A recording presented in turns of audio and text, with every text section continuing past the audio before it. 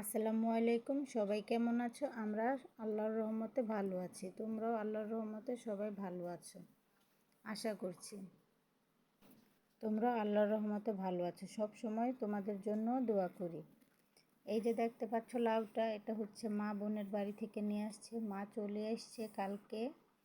আজকে হচ্ছে লাউটা রান্না করব। প্রথমে হচ্ছে একটা গোল লাউ দিয়েছিল আর একটা হচ্ছে লম্বা লাউ। লম্বা লাউটা হচ্ছে রেখে দিলাম আর গোলটা হচ্ছে কেটে নিয়েছি। তারপর হচ্ছে কিছু কাপড় ধুয়ে ছাদে আসছি, এসে দেখি অনেকগুলো ফুল ফুটছে। তাই ভাবলাম ফুলগুলো একটু ভিডিও করি। ফুলগুলো অনেক সুন্দর লাগতেছে। আমার হচ্ছে এক ইট রেতে দেখা যায় অনেকগুলো গাছ লাগিয়ে ফেলছি। এই গাছগুলো আমার অন্য কোথাও ফুলের গাছগুলো লাগানো উচিত ছিল। এখন সুন্দর লাগছে তার জন্য আমি ভাবলাম একটু ভিডিও করে। এই যে দেখো এইটা ঠিক আছে, এই যে আলাদা একটা পটে এটা লাগাইছি। ফুলগুলো অনেক সুন্দর ফুটেছে। তারপর হচ্ছে আমি কাপড়গুলো তাড়াতাড়ি নেড়ে হচ্ছে গিয়ে রান্না বসাই দিব। ফুলগুলো অনেক সুন্দর। ক্যামেরায় কীরকম দেখা যাচ্ছে বলতে পারি না। আমি হচ্ছে গোল লাউটা কেটে নিয়েছি। লাউটা অনেক বড় ছিল। অর্ধেক লাউটা হচ্ছে আমি ডিম দিয়ে বসাই দিয়েছি আর অর্ধেক হচ্ছে চিংড়ি মাছ দিয়ে রান্না করব। তোমার ভাইয়ার হচ্ছে অনেক শরীরে অ্যালার্জি। ডাক্তার বলেছে যে অ্যালার্জির কিছু খাবেন না, তার জন্য এটা হচ্ছে লাউ দিয়ে বসাইছি। আরও একটু টানবে, ঝোলটা মাখা মাখা হলে তারপর হচ্ছে নামিয়ে নিব। এদিকে হচ্ছে রুই মাছ ভেজে নিচ্ছি। রুই মাছটা হচ্ছে পেঁয়াজ দিয়ে ভুনা করব। আজকে দেখো একজনের এক একটা করতে গিয়ে কতগুলো পথ হয়ে যায়। সে এটা খাবে না, সে এটা খাবে না, এরকম করতে করতে অনেকগুলো রান্না করতে হয়। এই যে আমার ভুনাটা হয়ে গেছে। এরপর হচ্ছে আমি এক চুলাতে পেঁয়াজ ভেজে তরকারিটা বসাই নিয়েছি, আর একটা মাছ ভাজছিলাম, সেজন্য তাড়াতাড়ি হয়ে গেল।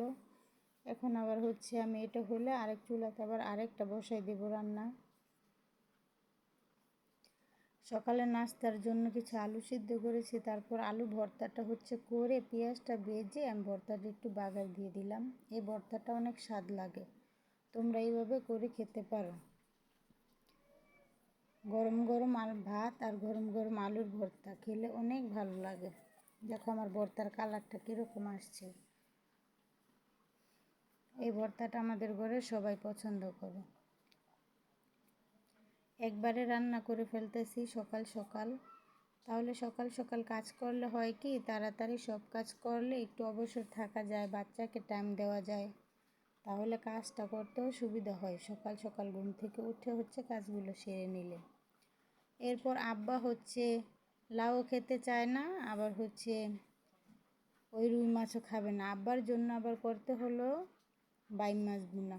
আব্বা হচ্ছে নদীর যে কোনো মাছ খায়, চাষের মাছগুলো খেতে চায় না। স্টকের পরে আব্বা হচ্ছে এরকম মুখে কিছুই স্বাদ লাগে না।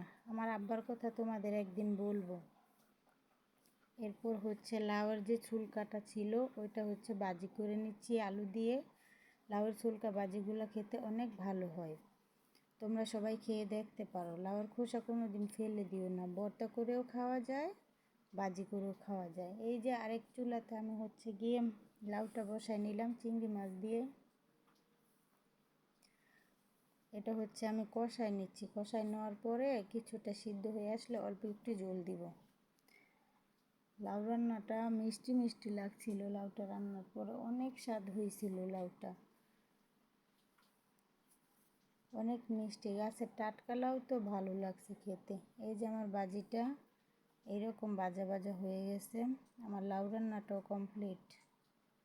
ভিডিওগুলো যদি তোমাদের ভালো লাগে অবশ্যই আমার চ্যানেলটি সাবস্ক্রাইব করবে, লাইক কমেন্ট শেয়ার করবে। আল্লাহ হাফেজ।